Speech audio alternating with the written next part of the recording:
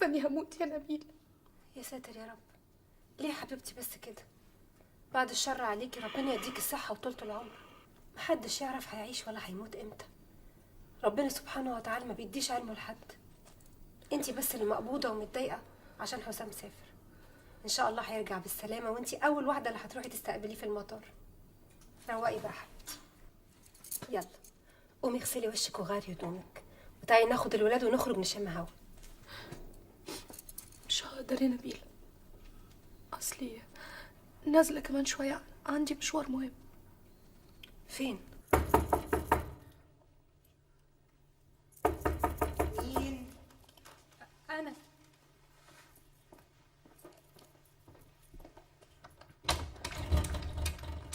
انتوا جايين بدري ليه؟ مش معادك الساعة 1؟ ما هي الساعه 12:15، ما فرقتش كتير يعني. اتفضلي.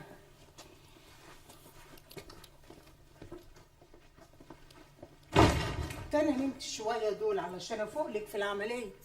هو انت اللي هتعملي لها العمليه؟ لا، الدكتور بتاعنا طبعا اللي هيعملها لها. وهو فين؟ جوه في الأوضة بيجهز العملية. اقعدوا وانا هديله خبر انكم جيتوا.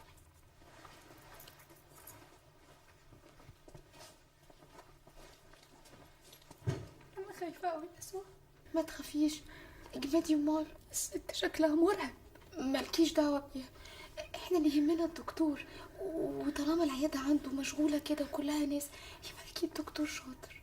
يا خوفي لا الشاطر ده تبقى نهايتي على ايده. بعد الشر، ما تقوليش كده. بصي بالذمه انا في ايه والتاني ده في ايه؟ قلبي ولا على باله، لا كاني مراته ولا كان البيبي اللي في بطني ده ابنه، ما بيحسش. ممكن دادي، ممكن ما تفكريش فيه خالص، ممكن علشان ما توتريش اعصابك قبل العمليه. انا مرعوبه. طول عمري بخاف من الحقن، اعمل عمليه زي دي ازاي؟ خليكي والنبي جنبي يا سهى. ما تخافيش، انا مش هسيبك، انا جنبك يا عبيطه. اتفضلي، الدكتور مستنيكي. لا، لوحدها. لا انا عايزاها معايا. احنا هنعيط بقى من دلوقتي؟ يلا يا ماما بلاش دلع.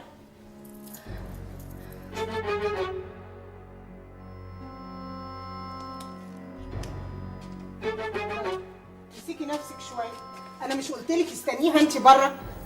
اتفضلي ما تعطليناش.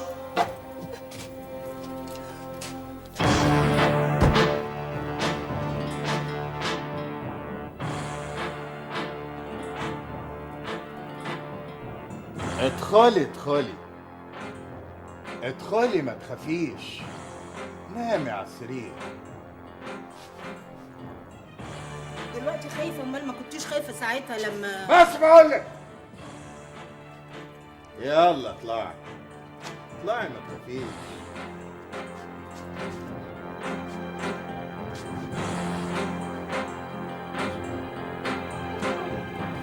يا لهوي! منال يا حبيبتي ردي عليا، عملتوا فينا احنا لسه عملنا لها حاجه. بس بقولك مش عايز اسمع صوت. عملنا لها حاجه يا تخلي بيتها. ارفعي معايا.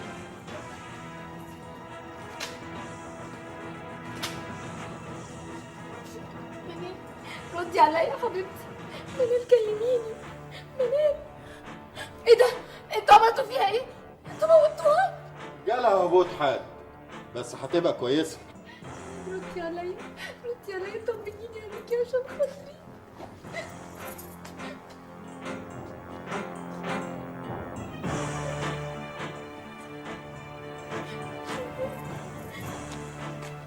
لما تفوق خليها تمشي، ما ينفعش نعمل لها العمليه النهارده. والفلوس ال1000 جنيه لحسن والله ابلغ عنكم البوليس. يا ستي ما تهدي، فلوس ايه اللي انت عايزاها؟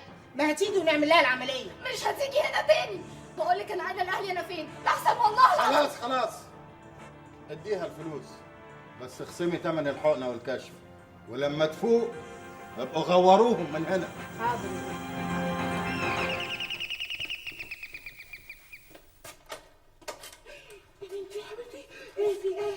اسنديها معايا يا دادي. طمنيني يا اختي، طمنيني لحسن الواحد بقى مش ناقص خضايق. مفيش حاجه، هي خبطت بالعربيه في الرصيف فاغمى عليها من الخض. يا لهوي! فيك حاجه يا بنتي؟ لا يا دادا انا كويسه. دايما يا حبيبتي تبقي كويسه. يا رب ما اشوفش فيكي يوم وحش ابدا. يا ماما فين؟ نايمه يا حبيبتي، والنبي ما تصحيها لحسن هي مش ناقصه. لا بلاش، بس ساعديني ندخلها ترتاح في اوضتها. يا حبيبتي تعالي. ايوه مين اللي بيخبط؟ انا فاطمه يا ست نبيله. خير يا دادا، في حاجه؟ ما تتخضيش يا ضنايا، دي الست بس منال جت من بره تعبانه وصاحبتها سنداها. ليه يا دادا؟ الف بعد الشر عليها. عملت حادثه بالعربيه. يا لهوي، وجرى لها حاجه؟ لا الحمد لله، بس انا خايفه اصحي الست سوريا لحسن ده حرام والله عليها كده، هي مش ناقصه. لا يا دادا ما تصحيها، عشان هدخل اجيب المفتاح وجايه معاكي على طول. لحظه واحده. طب ما تتاخريش والنبي يا ست نبيله. الحمد لله انها جت على قد كده. ده انا اترعبت لما وقعتي على الارض وجي في دماغي كل كلامك عن الموت في العمليه والحاله اللي انت كنت فيها قبلها. انا مش عارفه ايه اللي جرالي. انا اول ما شفت منظر الدكتور المقرف ده بشكل اوضته البشعه دي ما حسيتش غير والارض بتلف بيا، وحسيت اني مش قادره اخد نفسي. ما قدرتش بعدها غير وانت جنبي والست الفظيعه دي بتديكي الفلوس. صحيح، الست دي خصمت 300 جنيه. قال ايه؟ الكشف والحقنه واتعبها هي. 60 داهيه. المهم اني خلصت منهم. طب وهتعملي ايه في اللي في بطنك؟ مش عارفه يا سهى، بجد مش عارفه. منال يا حبيبتي، مالك؟ ايه اللي حصل؟ الحمد لله جت سليمه، خبطت بالعربيه بس في الرصيف فاغمى عليها من الخضه. قولي لي، جسمك فيه حاجه؟ لا الحمد لله. الحمد لله.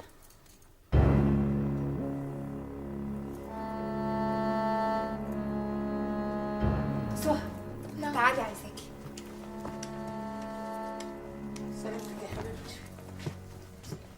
قولي لي الصراحه، انتوا كنتوا فين؟ بس بلاش حكايه حادثه العربيه دي. قصدك ايه؟ منال ريحتها مليانه بنك، ففهميني الحقيقه. طب حتى اسالي منال. مش احنا لما رحنا المستشفى ادوكي حقنه مسكنه يا منال؟ اصل نبيله بتقول ان ريحتك بنج. ايه؟ هو انا ريحتي بنج؟ ده اكيد من المستشفى. ايه ده؟ قوميني يا دادا، ادخل اخد دش احسن ماما لما تصحى تشم ريحه البنج دي. هي رخ، ما هي مش ناقصه خضه. تعالي منال، انا عايزاكي حبيبتي. اعتبريني اختك وامك وصاحبتك. لو في اي حاجه خايفه تقوليها قوليها لي، وصدقيني سرك كبير. في ايه يا سهى؟ ما تقولي لي. انا كمان صدقيني يا نبيله محتاجه اخت وصديقه وام وكل حاجه. خلاص اتفقنا. تقولي لي الصراحه. اول ما يبقى في حاجه ان شاء الله بقولها. ماشي، وانا مستنيه لحظه الصراحه دي منك. يا دادا، نعم. حضري لها بسرعه الحمام من فضلك. حاضر، من عينيا. تعالي يا حبيبتي تعالي. على مهلك على مهلك. استر يا رب. حاضر يا ماما، هندهولي. انت هنا يا باسم؟ احنا افتكرناك نزل. لا ما نزلتش ولا حاجه. خير في ايه؟ ماما عاوزاك جوه. طيب ادخلي لها وقولي لها ان انا هاجي لها على طول. طب ما تدخل تكلمها. يا ستي خشي لها وانا جاي وراكي على طول. حاضر.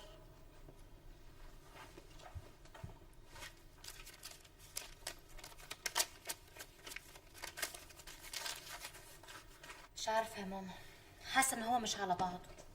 جرى يا بنت هدى، هو مين ده اللي مش على بعضه؟ لا ده انا. انت فين يا باسم؟ عمال انده عليك من الصبح يا ابني. قاعد بره يا اما، قاعد بره وسرحان مع نفسي شويه. ايه الدنيا خربت؟ لا براحتك يا ضنايا، براحتك. خير يا اما، انت كنت عايزه مني حاجه؟ لا يا حبيبي، تبان عليك متضايق. لا مفيش حاجه. انت كنت عايزه مني فلوس البيت مش كده؟ يا ابني ما كانش معاك، خلاص بلاش. لا اتفضلي، بس دول اخر فلوس معايا. اتفضلي. معاك الخير كله يا ابني يا رب. صحيح انتوا عملتوا ايه للعريس اللي كان متقدم لهدى ده؟ هنعمل ايه يا ابني؟ قلنا له استنى شويه لما تاخد الدبلوم ونطمن عليها. ربنا يسهل. طب انا خارج، انتوا عايزين مني حاجه؟ سلامتك، هتتاخر؟ والله ما اعرفش. السلام عليكم. مع السلامه. انا مش عارفه ماله، على طول متنرفز ومتضايق. يا بنتي المسؤولية كلها عليه. لا يا ماما، هو مش طايقني من ساعة ما العريس ده جالي. يا حبة عيني تلاقيه قاعد بيحسبها شمال ويمين ويشوف هيجهزك ازاي. يا رب يرزقك يا باسم يا ابني يا رب. يا رب. يدخل. في واحدة بره بتقول إنها خالتك فاطمة وعايزة تقابلك. خليها تتفضل. حاضر.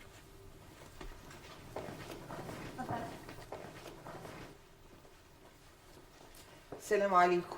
وعليكم السلام ورحمة الله وبركاته. أهلا يا خالة. إيه النور ده؟ ده نورك انت يا استاذ الاساتذه. انا قلت اجي وهاني على المكتب الجديد ده. ربنا يخليك يا خالة. اتفضلي ارتاحي. بقول لك ايه يا استاذ، الحقيقه انا جايه لك في حاجه كده يعني، بس بترجاك انك ما ترجعنيش مكسوره الخاطر. يا خبر، وأنا أقدر برضو؟ ده أنت تأمريني أمر. ربنا يخليك. شوف بقى، انت تعبت معانا في موال توفيق جوز بنتي، رحت وجيت وجبت له حقه من ولاد الحرام اللي اذوه. ده واجب يا خالة. ده جميل وفضل، واللي ينكر الفضل يبقى قليل الاصل. عشان كده انا بقول يعني خد مني القرشين دول. إيه اللي بتعمليه ده يا خالة؟ أنت كده هتزعليني منك والله. لا، ده انت اللي هتزعلني يا استاذ. أستاذ إيه بقى؟ ده أنت كده بتشتميني وبتقولي لي بالذوق إنك مش قد إنك تعمل أي واجبات خالص. يتقطع لساني لو قلت كده.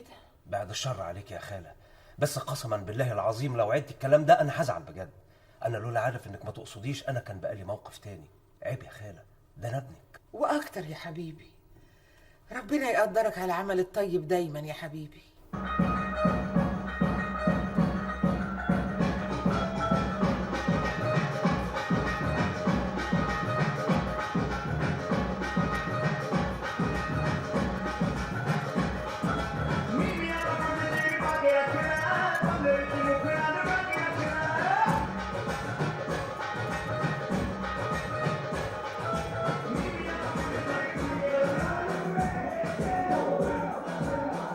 لا يا عم، ايه الاماكن دي؟ الاماكن دي غاليه قوي، احنا ايش وصلنا للحاجات دي؟ يا ابني ما تخافش، انا عامل حسابي.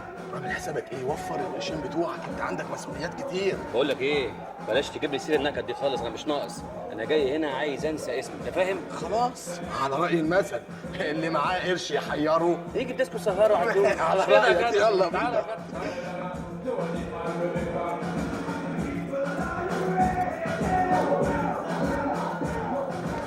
بقول لك ايه، تعالى بقى نشوف لنا موزتين حلوين كده نقضي معاهم الليله. انا حاسس انها هتبقى ليله فل ان شاء الله. انا اموت واعرف انت جبت الفلوس دي منين؟ هيكون منين عادي؟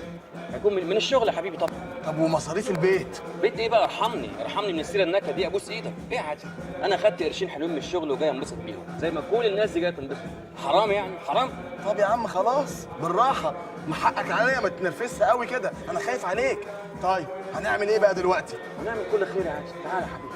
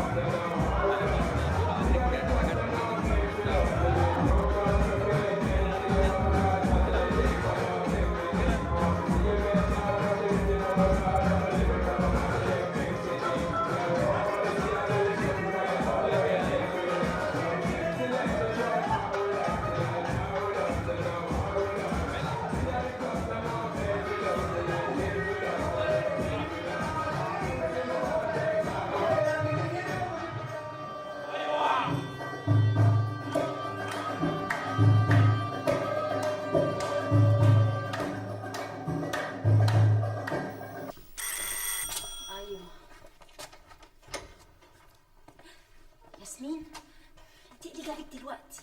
يا شيخة جننتيني وزهقتيني. ليه؟ ايه اللي حصل؟ مش كان في ميعاد بينك وبين نادر بالنهارده؟ وطي صوتك، ماما نايمه جوه. تقدري تقولي لي ما جيتيش ليه؟ اسكتي يا ياسمين، ده احنا كان عندنا موال النهارده. ايه؟ حد عارف حاجه؟ لا طبعا. امال ايه؟ ماما حكت لي باسم على العريس اللي جالي، كنت مرعوبه لحسن يوافق، بس الحمد لله قال لها انه معهوش يجهزني. انا خلاص ما بقتش قادره استغنى عن نادر. وده ماله ومال الميعاد ان انت ما جيتوش؟ باسم كان هنا طول اليوم، ما قدرتش انزل طبعا. جاي امتى؟ هو بصراحه زمانه على وصول. طيب انا هنزل دلوقتي، وتاني مره تحافظي على مواعيدك مع نادر بيه وحاولي ما تزعلهوش. لا ده كله اللي زعله، انا ما اقدرش ازعله ابدا. اصله كلمني وكان متزرزر على الاخر. انا هصالحه. بعد كده لو في حاجه اخرتك اتصلي اعتذري. حاضر. يلا باي باي عشان اخوكي زمانه جاي. باي باي.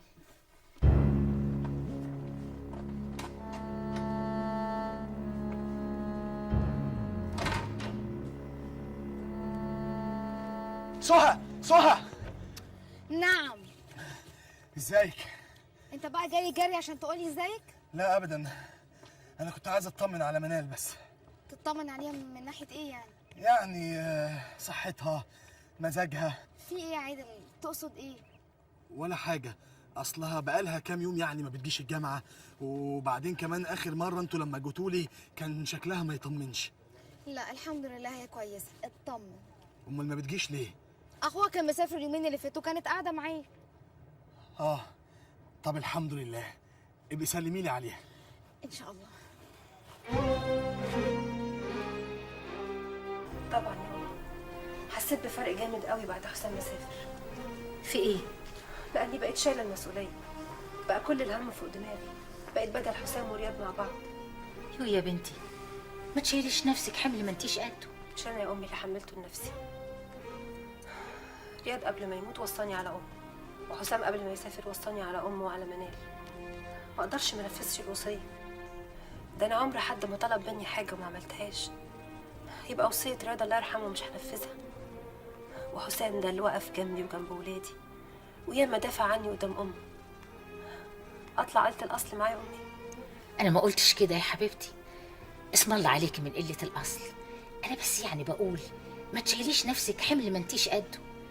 ده تربيه الولاد هم ما يتلم، يبقى هتشيلي نفسك كمان مسؤوليه جدتهم وعمتهم. ما عشان كده بقولك ان سفر حسام فرق معايا كتير قوي، حتى في تربيه ولادي. ده لما كانت بنت من البنات بتسخن يا امي كنت بلاقي على الاقل يجري بيها في نصاص الليالي. لكن دلوقتي لو حماتي تعبت ولا حصل لها حاجه مين هيجري بيها غيري؟ منال اللي متدلعه ولا ده فاطمه اللي مش بتعرف توصل لاخر الشارع؟ ليه يا ضنايا؟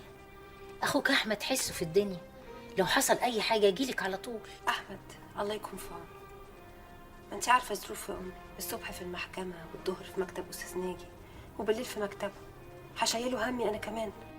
والله يا بنتي ما انا عارفه اقول لك ايه، لكن احنا ما نقدرش نعترض على اراده ربنا، وده نصيبك اللي مكتوب لك عنده. وانا راضيه بنصيبي وحمده وشكر فضله. يرضيكي ربنا ويعوضك عن صبرك خير ان شاء الله. في ولادي يا امي، ادعي لي ربنا يعوضني في ولادي واشوفهم احسن ناس. ربنا يطعمك فيهم، قادر يا كريم. يا رب. ما تخليكي شويه معايا يا نبيله، انا لسه ما شبعتش منك. معلش يا حبيبتي، يا دوب اروح لاحمد اسلم عليه وبارك له على مكتبه الجديد والحق اروح للولاد عشان قاعدين لوحدهم.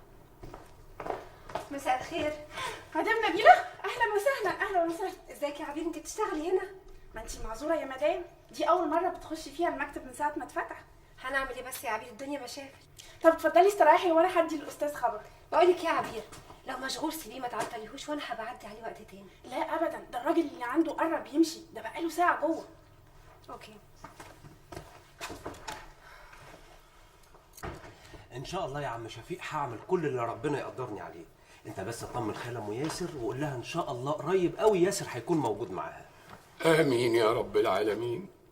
والله دخلتك ام ياسر لا بتنام ليل ولا نهار ودموعها ما بتنشفش من على عينيها ابدا، ورغم اللي هي فيه ده بتدعي لك دعاء ربنا يحققه ليك يا استاذ، لانك تستاهل كل خير. ربنا ما يحكم فيك ظالم. ربنا يخليك ليا يا عم شفيق. ايوه يا عبير، في حاجه؟ مدام نبيله بره وعايزه تقابل حضرتك. طب قولي لها دقايق بس. حاضر.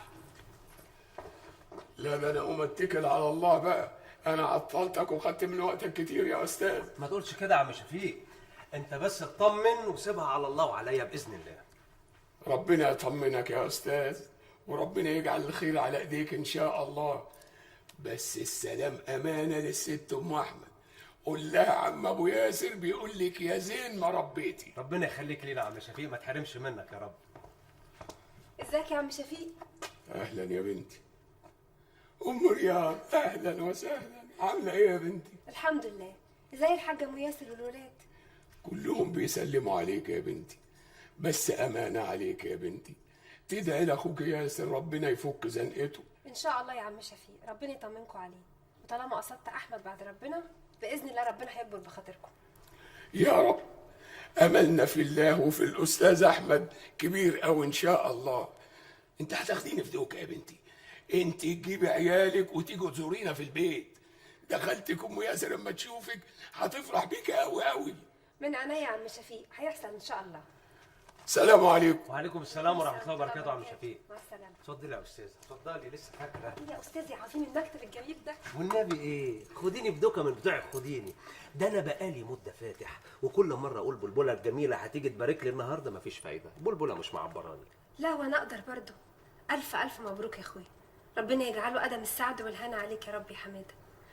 قصدي يا استاذ احمد. استاذ على الدنيا كلها الا عليك انت يا بلبل يا جميل. ها طمنيني، اخبارك ايه واخبار العيال الامارات بتوعك ايه؟ الحمد لله كويسين. رضوى وريهان بقى واجعين دماغي كل شويه، فين خالو احمد يا ماما؟ يا حبايبي ده انا هتجنن عليهم، بس والله العظيم غصب عني. ده انا حتى في اوقات انا بحاول... عارفه والله وعذراك، ربنا يكون في عونك. طب قولي لي، عامله ايه بعد ما سافر حسام؟ الحمد لله زي الفل. وحماتك عامله ايه معاكي؟ اوعي تكون بتضايقك بعد ما سافر. لا لا ابدا، الحمد لله، هي في حالها وانا في حالي، وبعدين هي مشغوله طول الوقت في اشغالها ومحلاتها. ربنا يشغلها كمان وكمان. قولي لي بقى تشربي ايه؟ لا مش هينفع يا احمد والله، اصلي لا اصل ولا فصل، هتشربي حاجه ساقعه. عبير يا عبير.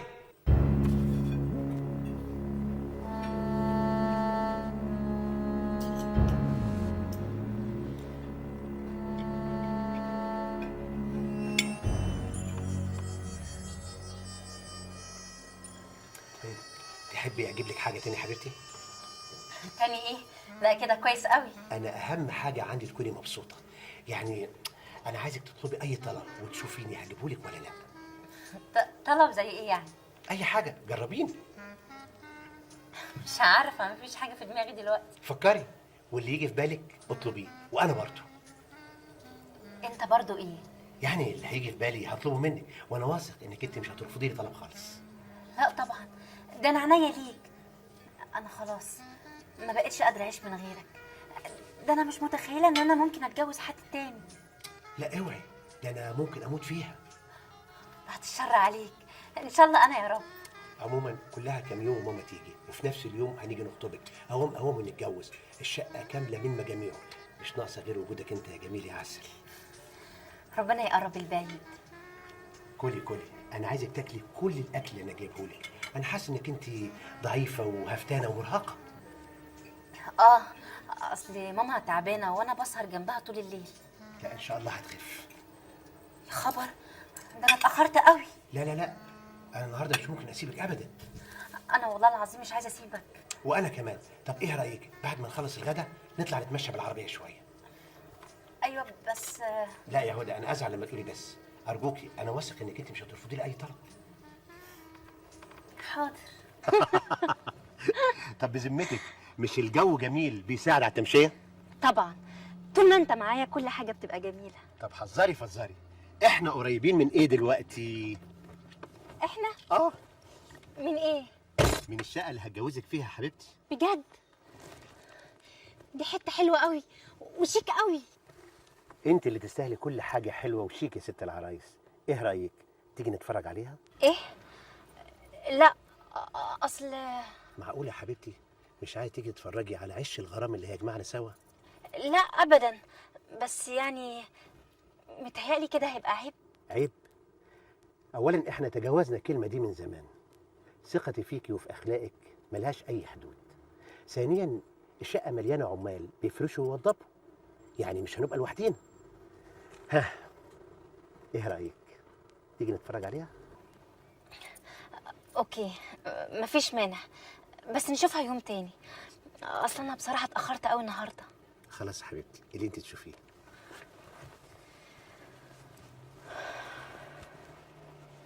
سيدي الحبايب يا ضنا يا انت، يا احلى املي ومنى يا انت، وتقول يا تيتا ترى يا احلى تيتا وتقول يا الله.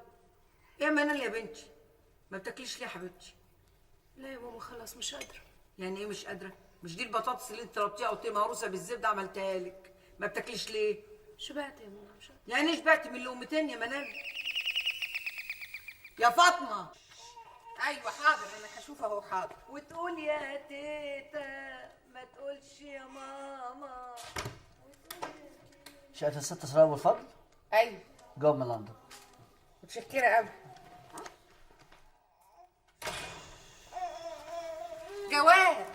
جواب من الاستاذ حسام. الحق يا منال. يا حبيبي يا اخويا، ده وحشني قوي. يا نور عيني. ما طمنينا يا ست منال. يا ضنايا يا ابني يا ترى عامل ايه؟ ايه يا منال طمنين. انا هروح انده لست نبيله. بسم الله الرحمن الرحيم. بعد السلام والتحية، أمي الحبيبة، أختي الغالية العزيزة أم رياض، خالة فاطمة الطيبة، كيف حالكم جميعا؟ وحشتوني جدا. كيف حالك يا أمي يا ست الحبايب؟ تتصوريش مدى شوقي ليكي قد ايه. وانت يا منال عاملة ايه يا بنتي يا دلوعة اللي زي السكر؟ يا رب تكوني كويسة، وانا مستني منك جواب قريب تطمنيني فيه عليكي. وانت يا نبيلة عاملة ايه؟ وازاي حبايب قلبي رضوى وريهام ورياض؟ اما خالة فاطمة الطيبة فدعواتها ليا دايما في وداني، ويا رب تكون بخير.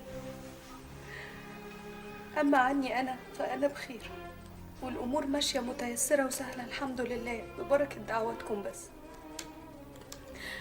لكن انا عندي خبر عايزة اقوله لكم، ويا ريت محدش يزعل مني. انا ايه؟ ما تنطقي يا منال. اصل ايه؟ اوعي. خدي يا اختي كملي.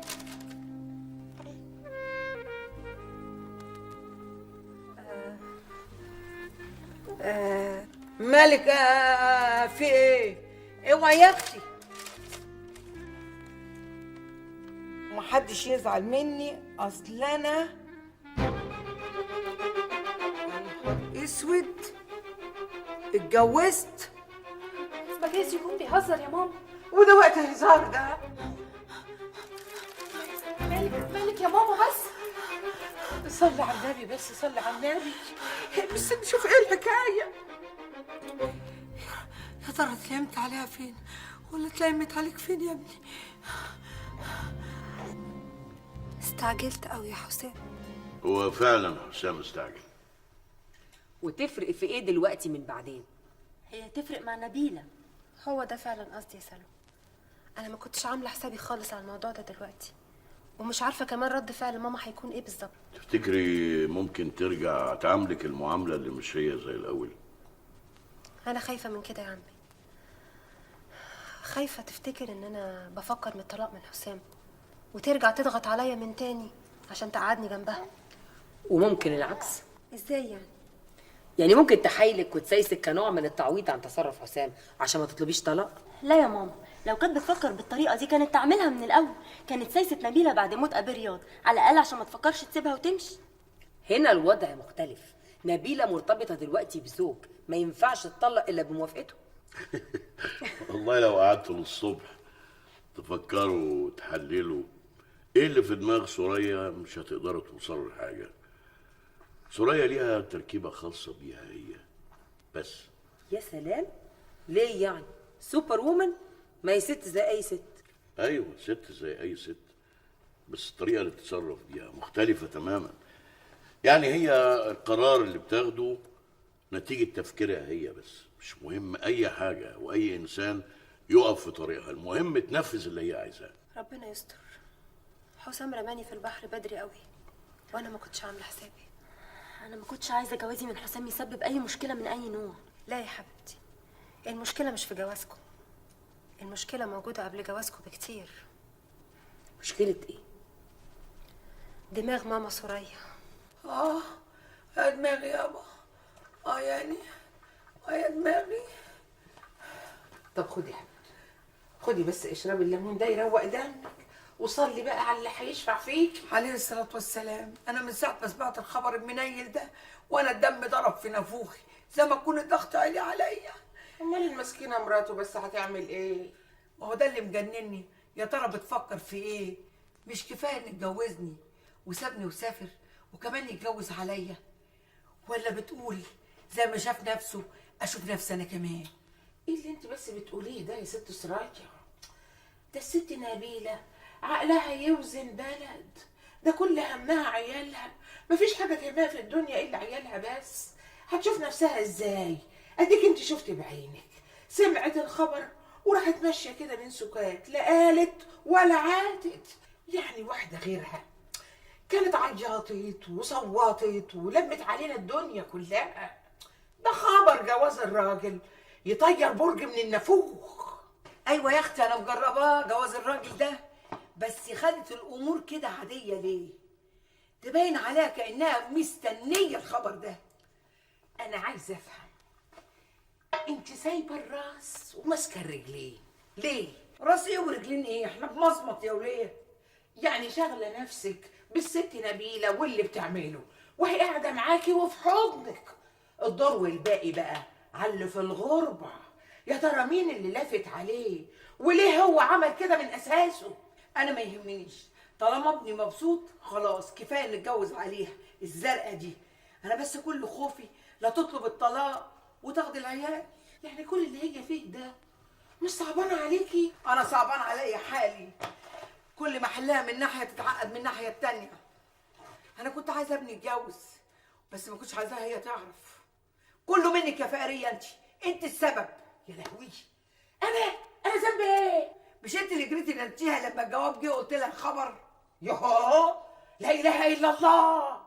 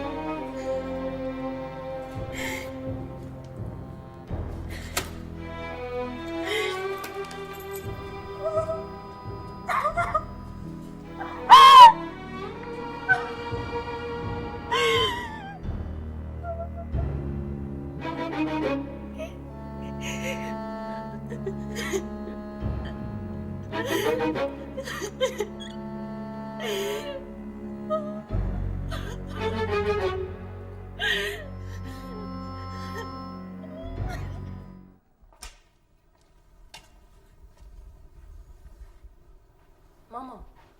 ايوه حبيبتي. كنت عاوزه اخد رايك في حاجه. قولي يا حبيبتي، عايز تاخدي رايي في ايه؟ طبعا حسام في اي لحظه ممكن يبعت لي عشان اسافر له.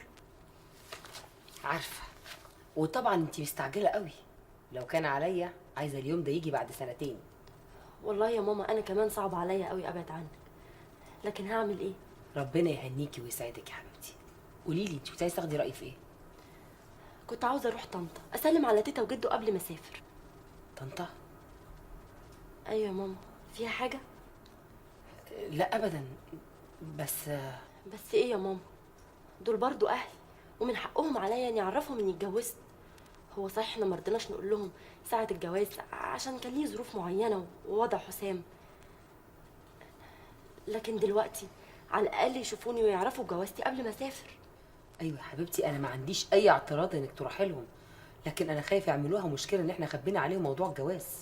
حتى يا ماما لو عملوها مشكله هنلاقي اي مبرر نقوله، لكن لو اكتشفوا اني اتجوزت وكمان سافرت بره هيبقى شكلنا وحش قوي. ويا ستي اطمني، انا اعرف امتص غضبهم.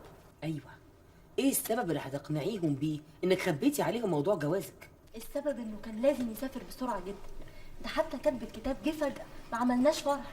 ولا دي جوازه والسلام عشان ما تجيش تعيشي معانا هنا بعد الجامعه؟ والله ابدا يا عمو، هو في حاجه اسمها جوازه والسلام؟ يعني انا هتجوز مخصوص عشان ما اجيش اعيش معاكم هنا؟ معقوله دي؟ طب وجوزك بيشتغل ايه؟ هو اتخرج السنه دي وسافر ياخد الدكتوراه من بلاد بره، وباذن الله انا هحصله. تحصليه؟ والجامعه ودراستك؟ ما انا حولت انتساب يا تيتا، وان شاء الله هبقى اجي على الامتحانات. يا سلام، يعني اتحلت دلوقتي مشكله الجامعه، لكن عشان تيجي وتعيشي هنا كان فيها مليون مشكله. يا عمو يعني انا جايه اقول لكم خبر جوازي عشان اسمع الكلام ده ولا عشان اسمع كلمه مبروك؟ الف مبروك يا بنتي وربنا يسعدك، بس كان المفروض ان احنا نبقى موجودين في الليله دي. عندك حق يا جدو، وبصراحه هي غلطتي انا، لان ماما قالت لي اجلي شويه عشان اهلك يجوا من البلد، وانا قلت لها مش هينفع عشان حسام وظروف سفر. وفين قسيمه جوازك من حسام؟ اهي انا جبتها معايا لاني كنت متاكده ان حضرتك هتطلبها. كده برضه يا سلوى، بقى وانت في مصر انا قاعده قلقانه عليكي، تقومي تسافري لي بلاد بره؟ معلش يا تيتا حبيبتي، انت تكرهيني اني اكون عايشه سعيده ومرتاحه؟ ده انا اتمنى لك السعاده اللي في الدنيا كلها، ده انا كل ما اصلي ادعي لك براحه البال وربنا يهدي سرك. ربنا ما يحرمنيش منك ابدا يا حبيبتي. خدي مبروك. الله يبارك فيك يا عم. وان شاء الله مسافره امتى بالسلامه؟ باذن الله اول لما حسام يبعت لي. ويا ترى هنيجي نوصلك للمطار ولا دي كمان هتخبيها علينا يا سلوى؟ والله يا عمي كان غصب عني، وعموما اول لما حسام يبعت لي انا هتصل بيكم، ولو قدرتم تيجوا طبعا ده شيء يشرفني ويسعدني. ربنا يسعدك يا بنتي ويهنيك يا رب، ويهدي سرك ويرزقك بالذريه الصالحه يا رب. الله، انا ما كنتش عايزه غير الدعوتين الحلوين دول. اقول الحمد لله على السلامه. شكلك تعبانه، يبقى اكيد بقى عملت العمليه مش كده؟ ما عملتهاش ومش هعملها. نعم يا اختي، امال جيتي ليه؟ انا مش قلت لك مش عايز اشوف وشك الا لما تنزلي الزفت اللي في بطنك ده؟ الزفت ده منك زي ما هو مني، يعني لازم تتحمل مسؤوليته معايا. ازاي بقى ان شاء الله؟ ازاي يعني؟ اشيله بطني شهر وانت شهر ولا ايه بالظبط؟ لا بقول لك ايه، بلاش تريقه والنبي، البيبي ده جاي عن طريق الحلال، يعني لازم تتجوزني رسمي، انت فاهم ولا لا؟ ايه ده ايه ده ايه ده ايه الكلام الكبير ده كله؟ ما انت بتخوفي وهو بتعرفي تهددي، ايه يا عم في ايه؟ اتكلم عدل زي ما بكلمك. انت اللي بتتكلمي عادي يا حبيبتي. اسمع يا بنت انت، حكايه الجواز الرسمي دي تنسيها خالص، شيليها من دماغك. انا يا حبيبتي مش بتاع جواز من اساسه، وانسي بقى انك تعرفي تورطيني في اي حاجه، انت فاهمه ولا لا؟ قلت لك 100 مره ان الجواز الرسمي ده لو حصل انا اللي هبقى اتورطت فيه، ده مجرد حل مؤقت لغايه اما اولد، بعدين كل واحد فينا يروح لحاله. طب وعلى ايه؟ وعلى ايه يا بنت الناس اللفه دي كلها؟ ما تخلصي من دلوقتي احسن، بدل ما تخرجي من الحكايه بعيد، اخرجي منها خالص ونخلصها. خايفه، بقول لك خايفه يا بني ادم، ناس كتير عملوا عمليه الايجاب دي وماتوا فيها. مين اللي قال الكلام ده؟ مين اللي وهمك بالكلام ده؟ دي عمليه بسيطه جدا، زي شكل الدبوس بالظبط. انت ايه؟ انت كنت مخبي البشاعه دي كلها فين؟ اسمع ما اقول لك، لو ما لميتش الموضوع ده وجوزتني رسمي انا هفضحك. انا اللي هفضحك يا حبيبتي. انا ساعتها هنكر الواد ده خالص، وهقول ان انا ما اختلفتش بيكي من ساعه ما كتبت ورقه الجواز العرف دي، وهاتي لي دليل واحد يثبت ان الواد ده ابني وانك حامل منه. ده انا هوديك في 60 داهيه، هشردك. يا شيخه تنيلي بلا قرف، انت ما تجيش راجل يترد عليه حتى، ابوك سايبك ورميك رميه الكلاب واخوك مسافر، يبقى وريني شطارتك بقى يا حلوه.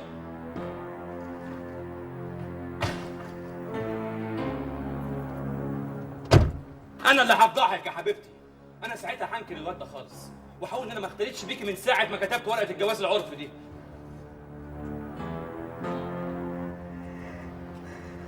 اعمل ايه يا رب؟ اعمل ايه يا رب؟ يا شيخه تنيلي بلا قرف، انت ما تجيش راجل يترد عليه حتى، ابوك سايبك ورميك رميه الكلاب واخوك مسافر، يبقى وريني شطارتك بقى يا حلوه. ابوك سايبك ورميك رميه الكلاب، ابوك سايبك ورميك رميه الكلاب، ابوك سايبك ورميك رميه الكلاب.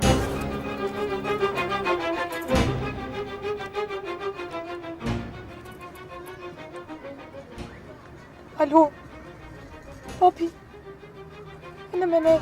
منال؟ اهلا يا حبيبتي، ازيك؟ عامله ايه؟ انا محتاجه لك قوي يا بابا. مالك يا منال؟ بتعيطي ليه؟ في ايه؟ انا عايزه اشوفك دلوقتي حالا.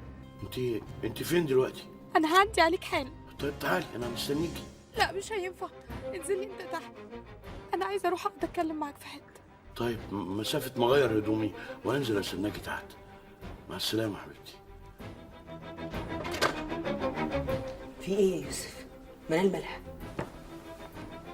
اتصلت بيا وهي بتعيط ومنهارة اهو، بتقول انها عايزه تشوفني ضروري. طب روح لها بسرعه وطمني. كريمه، انا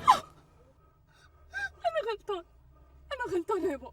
اعمل فيها اللي انت عايزه، بس ارجوك خليك جنبي. جايه تلجئي لي بعد المصيبه اللي انت عملتيها دي؟ عايزاني اعمل لك ايه؟ اللي انت عايزني اعمله هعمله، اللي انت عايزني اعمله هعمله، بس ابوس ايدك، ابوس ايدك خليك جنبي يا بابا. لو سبتني لوحدي انا هموت نفسي. خلاصي، عايزه تموتي كافره كمان؟ هو ده اللي انا كنت خايف منه. شفتي اخر دلع امك ليكي وصلك لحد فين؟ كل اللي بتقوله معاك حق فيه، بس ارجوك ما تسيبنيش يا بابا. معاكي ورقه الجواز دي؟ اه معايا، بس في البيت. ولاقيه فين الندل ده؟ مين؟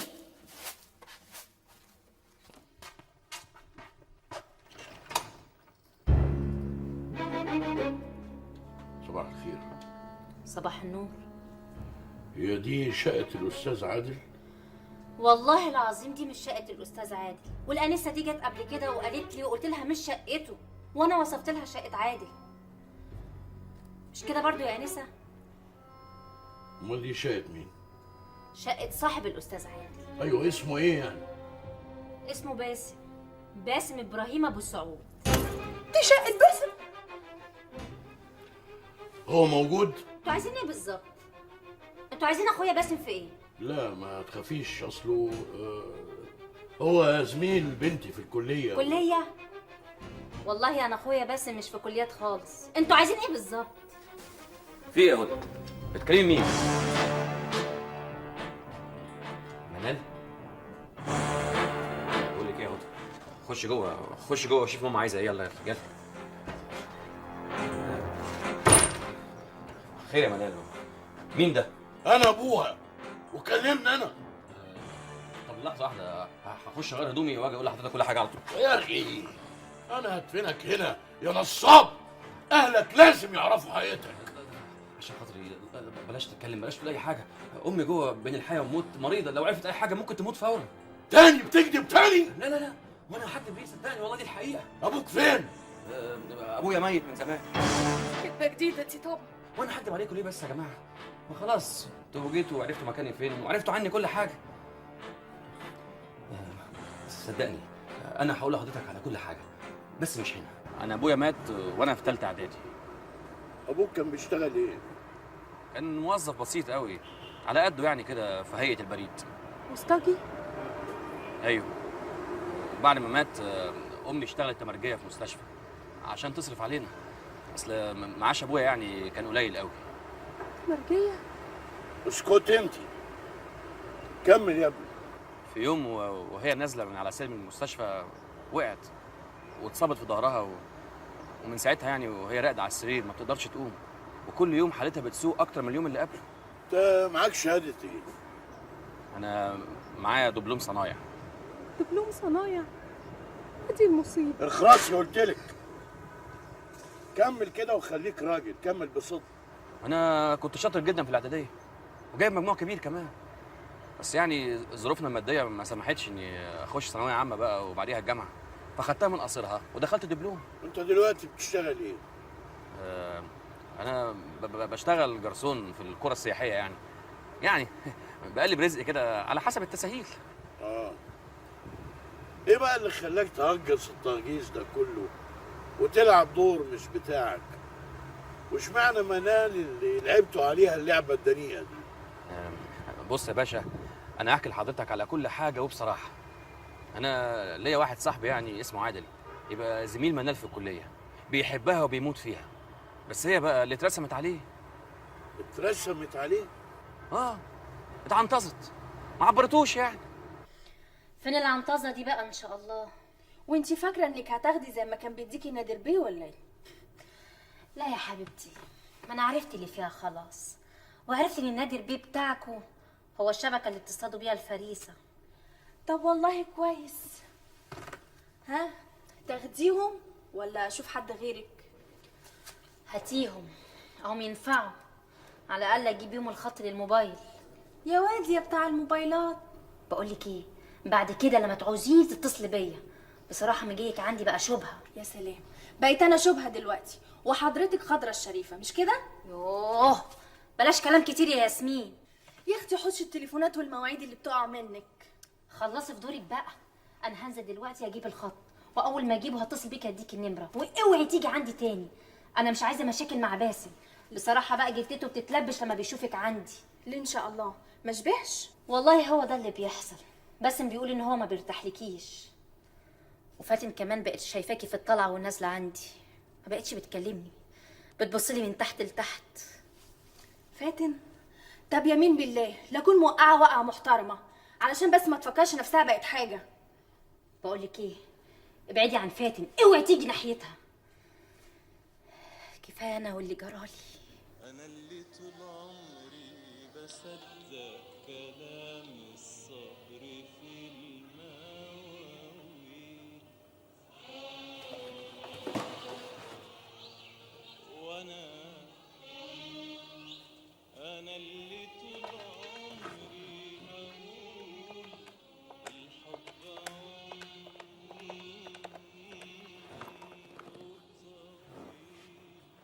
الو لولا حبيبتي وحشتيني. عامله ايه يا حياتي؟ لا انا كويس يا حبيبتي، اطمني. المهم انت.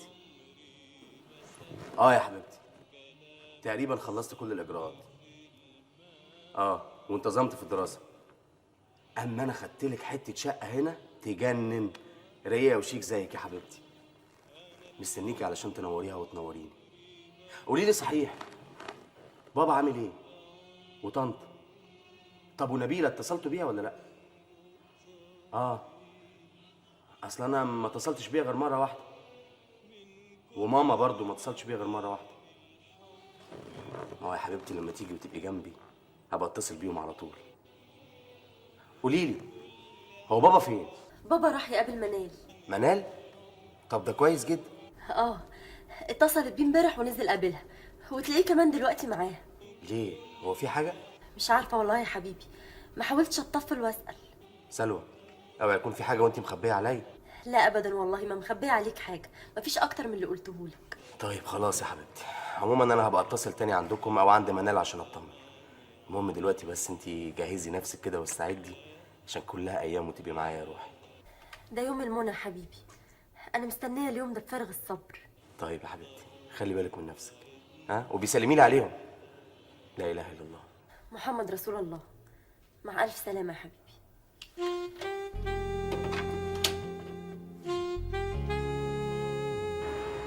واللبس والمصاريف والعربيات، كنت بتجيب ده كله منين؟ بتسرقهم؟ لا اسرق ايه بس؟ انا وشي كده برضو.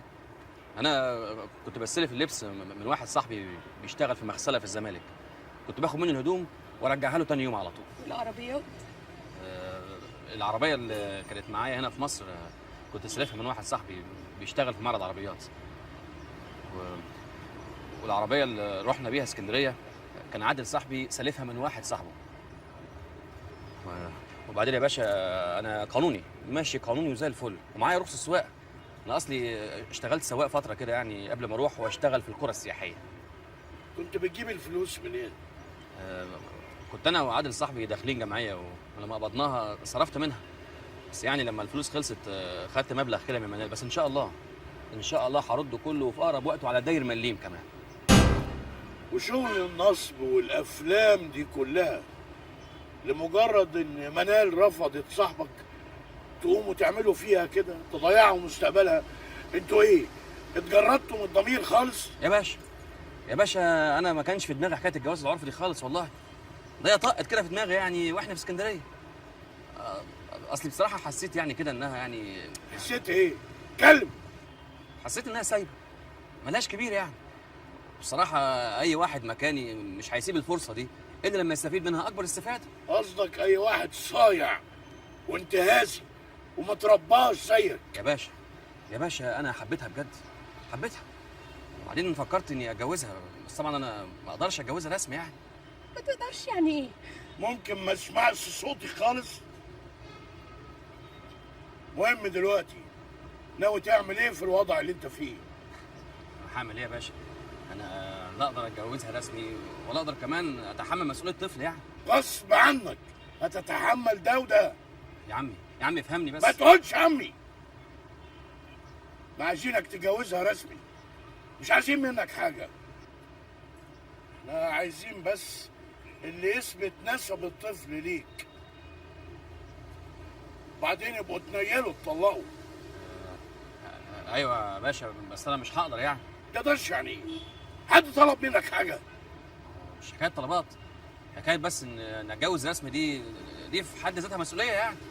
انت فاكرنا واقعين في عرضك ولا هنتجنن على النسب الشريف؟ مش كفايه ان الطفل ده هيتنسب ليك؟ دي في حد ذاتها مصيبه اساسا. مصيبه؟ دلوقتي بقت مصيبه؟ عشان طلعت فقير يعني بقت مصيبه؟ لا، مش عشان طلعت فقير، عشان طلعت غشاش ونصاب وما تربتش. ماشي يا باشا، مقبوله منك برضه، بس يا ريت بقى يعني تسيبني يومين كده افكر في الموضوع وارد عليك على طول. اسمع، اي محاوله للهرب هجيبك من تحت الارض. معقول يا باشا؟ يعني ههرب اروح فين بس؟ اسيب امي واختي لمين يا باشا؟ يلا اتكل على الله، بعد يومين هتلاقيني فوق دماغك، تكون استخريت هتعمل ايه.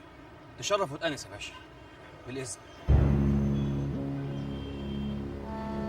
هنعمل ايه يا ابو؟ هنعمل ايه؟ انا مضطر اضرب ولائي من اصبعي تحت ضرسه. الورقه اللي معاكي مش كفايه عشان سمعتك قدام الناس، مضطر استحمل تصرفاته لحد ما اجيب منه ورقه جوازك رسمي. ده اللي انا هعمله. الكلام اللي هقوله لك ده كان لازم امك هي اللي تقوله، لكن ربنا يسامحها بقى، اكيد مش فاضيالك، بتجري عشان تجيب لكم فلوس وفاهمه انها بالفلوس تبقى عملت اللي عليها، وادي النتيجه انك وقعتي في المصيبه اللي احنا فيها دلوقتي. البنت اول سنها ما يوصل لمرحله النضوج بتتفتح عليها اقفاص الذئاب من كل اتجاه، الكل عايز ينهش فيها، وكل ديب وله طريقته. الاسلوب المضمون هو التظاهر بالحب والرغبه في الجواز، ده ملوش غير سكه واحده، انه يروح يخبط على باب اهلها. اذا ما عملش كده بقى وقعد يحكي حكايات وروايات واعذار، يبقى هدفه بعيد عن الشرف والرجوله، يبقى نصاب وكذاب. البنت بقى العاقله اللي متربيه كويس، اللي بتحترم اهلها وعيلتها، وقبل ده كله بتحترم نفسها، تواجه الديب ده بحقيقته وتقفل الباب في وشه. انما اذا ضعفت واستسلمت قدام وهم الجواز فتبقى ضاعت وضيعت اقرب الناس ليها. ايوه بس انا عمر ماما ما اتكلمت معايا في الحاجات دي. ذنبك في رقبتها، ده اللي مخفف عني شويه غضبي منك. سامحني يا بابا. اسامحك لا، التمس لك العذر، وده اللي هيخليني احاول اصلح المصيبه اللي انت وقعتينا فيها. حطيتي كل حاجه؟ اه يا ماما. ما نسيتيش اي حاجه؟ لا اطمني. الحمد لله على السلامه. الله يسلمك.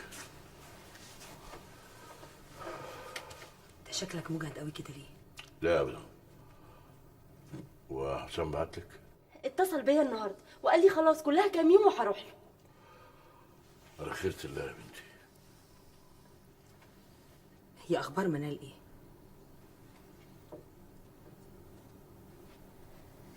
هي عندها مشكله يا بابا ولا حاجه؟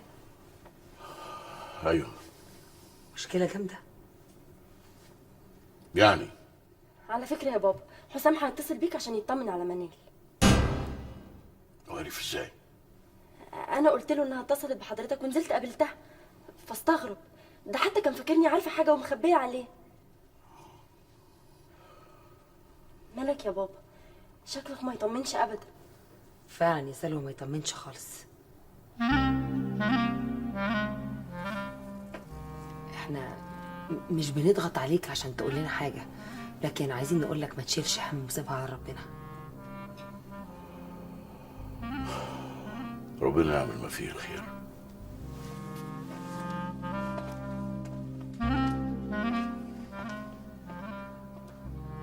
جرى ايه يا ست الستات؟ مش تجمدي كده وتشدي حيلك شويه؟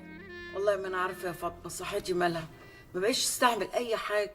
ايه ده الحلو بيتدلع بقى علشان يشوف غلاوته عندنا. يلا يا حبيبتي قومي قومي كده وافردي طولك عشان تاكليك لقمه كده تسند قلبك. انا فعلا حاسه اني جعانه ونفسي مفتوحه. بركه بركه. وانا بقى هجيب لك اكله اللي هي. انت طبخه ايه النهارده؟ عامله طاجن ترلي في الفرن تاكلي صوابعك وراه. طب قومي قومي، جريتي لي ريقي، موتيني من الجوع، حضري الاكل يلا. جبت فواكه؟ الست نبيله جابت عنب وبطيخه حمرا مرمله زي العسل. طب حضري طبق بطيخ يكون ساقع متلج. من عينيا. تسلم عينك يا جميل انت. بسم الله ما شاء الله، ايه النور ده كله يا ماما؟ ده انا عيني عليكي برد. بس اهي جات لك اميره الامراء وانا اروح احضر لك الاكل. ايوه كده يا ماما، فوقي كده ونورينا. انت نزلت رحت فين النهارده؟ نزلت؟ ايوه نزلت. فاطمه قالت لي بأمارة ما جبت العنب والبطيخ. يعني هروح فين بس يا ماما؟ انا مش عايزاكي بس تشغلي بالك بحاجه. ما اشغلش بالي يعني ايه؟ هو انا عشان تعبت شويه وقعدت في البيت هتلبسوني طرطور؟ لا لا سمح الله يا ماما، انا ما اقصدش كده. انا قصدي بس مش عايزاكي تشيلي اهم حاجه. انا شايله همومي يا حبيبتي طول عمري ولغايه لما اموت واحكم بلد بزيها، مش بيتي وبس. حاضر يا ماما، انا هقولك كنت فين. اتفضلي قولي لي كنت فين. الواد سعيد بتاع الورشه جه النهارده الصبح وقال ان المعرض لازم يستلم 4 اوض جايين من دمياط، وانك لازم تكوني موجوده ساعه الاستلام لان عم سيد مسافر. فجيت اقولك لقيتك نايمه وتعبانه، صعبتي عليا ما رضيتش اصحيكي، فنزلت وقفت ساعه الاستلام ومضيت وخلصت كل حاجه زي ما كان رياض بيعمل بالظبط. اصل الله يرحمه كان بيحكي لي على كل حاجه في شغله. ما تغيبيش عليا يا سلوى. ما اقدرش اغيب عنك ابدا يا ماما، ده انا عمري ما سبتك في حياتي. والنبي يا بابا خلي بالك قوي من ماما. حاضر، اخلي بالي منك. سلوى اوعي تهملي في مذاكرتك. ما تخافيش يا حبيبتي. اروح الجامعه واتابع كل حاجه واجيب لك مواعيد امتحانات كمان. ربنا يخليك ليا يا بابا، انا دايما تعباك معايا. انا عارف، بس انا سعيد بكده. ربنا يرجعك ليا بالسلامه.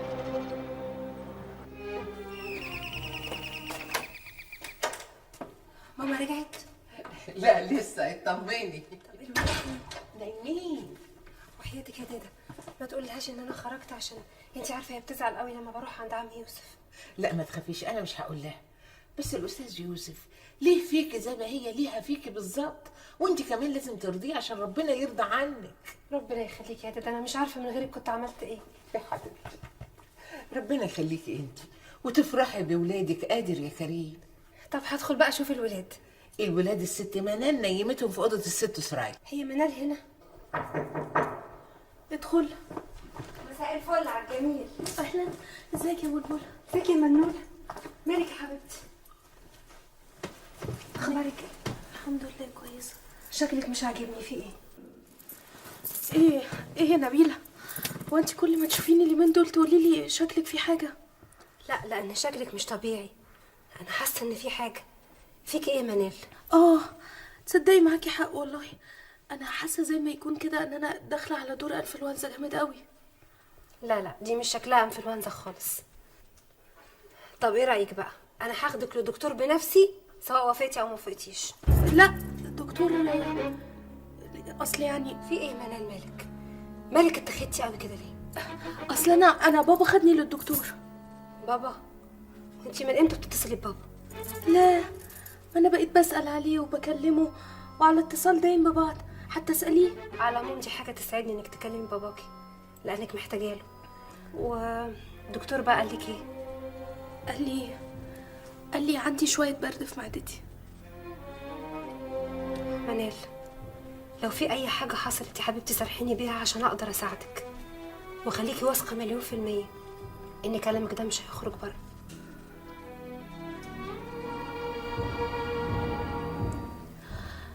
أنا فعلا محتاجة لك يا نبيلة. كلمي حبيبتي، احكي لي كل حاجة عايزة تقوليها وكأنك بتكلمي روحك. نبيلة، أنا متجوزة وحامل وبابا عارف. أنا مش مصدقة اللي حصل ده يا عمي. وللأسف طلع ولد ما عندوش أخلاق، طلع كذاب وواطي. طب وبعدين إيه العمل؟ اديني مستني رده، شوف هيقول ايه. هيقول إيه؟ ده لازم يتجوزها ورجله فوق رقبته كمان. عموما منال معاها ورقة الجواز العرفي وماضي عليها 2 شهود. طب والورقة دي كافية يا عمي؟ والله ما انا عارف يا بنتي، أنا دماغي بقت متلخبطة ومش عارف. أنا عايز استشير محامي في التفاصيل دي كلها. طب إيه رأي حضرتك؟ ما تسأل أخويا أحمد. أنا فكرت في كده، بس المسألة حساسة أنا مش عايز فضايح للبنت. اطمن يا عمي، أنا هستشيره بس مش هقوله مين هي صاحبة الموضوع. كده يبقى كويس، وكتر خيرك يا بنتي. ده اكيد موضوع خطير جدا اللي يخلي بلبله القمر تيجي لغايه عندي. في الحقيقة يا أحمد في واحدة زميلة منال وصاحبتها، هي دايما بتيجي عندنا البيت. البنت دي عندها مشكلة وهي حكت لي وثقت فيا، وأنا الحقيقة عايزة أساعدها وأحل لها المشكلة دي. وايه هي المشكله؟ البنت دي اتجوزت عرفي وحملت، والواد اللي اتجوزته بيجبرها على انها تنزل الجنين، وهي خايفه قوي وطلبت منه اكتر من مره انه يكتب عليها رسمي، لكن هو مش راضي وهددها لو ما اجهضتش هينكر نسب الطفل ليه، وقال لها انه مفيش اي دليل يثبت انه عمل كده. والعقد ده متوثق؟ يعني ايه متوثق؟ يعني مكتوب على ايد محامي او متوثق في الشهر العقاري؟ لا. طب ماضي عليه 2 شهود؟ ايوه. والشهود دول كاتبين ارقام بطاقاتهم الشخصيه او العائليه؟ ايوه يا احمد، انا شفت العقد بنفسي. وكانوا بيتقابلوا فين؟ بتقول انهم كانوا بيتقابلوا في بنسيون. ثبوت النسب هنا سهل ومضمون ان شاء الله ما دامت الورقه موجوده. بجد يا احمد؟ طبعا بجد. القانون رقم 78 لسنة 1931 ينسب الطفل لأبوه بناء على عقد الجواز العرفي. ده كمان هنستعين ببعض عمال البنسيون عشان نثبت إن هو اختلى بيها. الله يطمن قلبك. ياه، قد كده الموضوع ده يهمك؟ أوي يا أحمد. هي اسمها إيه البنت دي؟ اسمها، أنا فاكرة أهي واحدة وخلاص.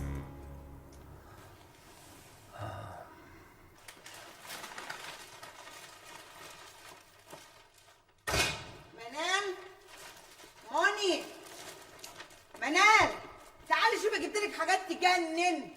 منال انت نايمه ولا ايه يا حبيبتي؟ موني. ايوه يا ماما. نقيت لك احلى حاجات في السوق جبتها لك يا منال. مالك يا حبيبتي؟ نوراني يا فاطمه، الحقيني يا فاطمه، يا فاطمه استر يا رب. يا ست منال، منال وقعت مني، الحقيني ده الدكتور اللي عيطته في وشنا ده. اجري يا فاطمه. يا خراب يا بنتي، يا حبيبتي يا بنتي. خير يا دكتور؟ بنتي مالك؟ مفيش حاجة. يعني ايه مفيش حاجه؟ ما طمني يا دكتور. مالك يا مدام سوريا؟ قلقانة كده ليه؟ يعني ايه قلقانه كده ليه يا دكتور؟ ما انت شايف وشها اصفر زي الليمونه ازاي؟ طب تعالوا بس بره عشان دلوقتي هي لسه نايمة. اتفضلوا. طب اتفضل اتفضل حضرتك، يا رب استر يا رب. اتفضل يا دكتور اتفضل، يا رب استر يا رب. اتفضل. تقدر تقولي في ايه بقى؟ خير في ايه؟ ست منال، ست منال ما طمني يا دكتور في ايه؟ معقولة ما تعرفوش انها حامل في الشهر الثالث او الرابع كمان؟ طب يا دكتور اتفضل. شكرا. العفو، بس يا ريت تستريح شوية. ألف سلامة عليك يا ماما. الدكتور طمنا قوي وقال إن الحالة بسيطة وهتخف واحدة واحدة إن شاء الله. مش عارفه ايه بس اللي بيجرى لنا ده. ايه يا دادا بس في ايه؟ بتعيطي ليه؟ انت مش سامعه الدكتور بيقول ان الحاله بسيطه؟ مش نقول الحمد لله؟ الحمد لله. أنا رايح أجيب الحقن الناقص يا نبيلة. طيب يا احمد. ألف سلامة عليك يا ست مرياض، ربنا يشيل عنك إن شاء الله. أنت بس شدي حيلك كده واجمدي. خلاص يا منال بقى، اللي حصل حصل. انا السبب يا سهى، انا السبب. لو جرالها اي حاجه مش هسامح نفسي ابدا ابدا. خلاص بقى يا منال، كل شيء اسمه نصيب، ما تعمليش في نفسك كده. اللي حصل حصل. نبيله مامي عامله ايه؟ كويسه الحمد لله. دادا فاطمه قاعده معاها في المستشفى، وانا اضطريت اجي عشان اشوف الولاد. من بكره ان شاء الله هبقى معاها. وانا هترضى تشوفني؟ هحاول بكره اتكلم معاها واشرح لها اللي حصل. هتقولي لها ايه؟ هقول لها اتجوزت طبعا. عارفين؟ امال هعمل ايه؟ مش احسن ما تفكر تفكير تاني مش كويس؟ ايوه بس برضو يعني الجواز العرفي اصلا. عندك حل تاني؟ مش عارفه. انا ما يهمنيش كل ده، انا عايزه اطمن على ماما. قولي لي الدكاتره قالوا ايه يا نبيله؟ قالوا تعرضت لصدمه جامده قوي وجالها جلطه، بس ان شاء الله هتخف. الامل كبير انها تخف وتبقى كويسه. شفتي؟ مش قلت لك انا السبب؟ طب وهنعمل ايه دلوقتي؟ المهم دلوقتي نحل موضوعك مع اللي اسمه باسم ده. لا، المهم ان امي تخف. ان شاء الله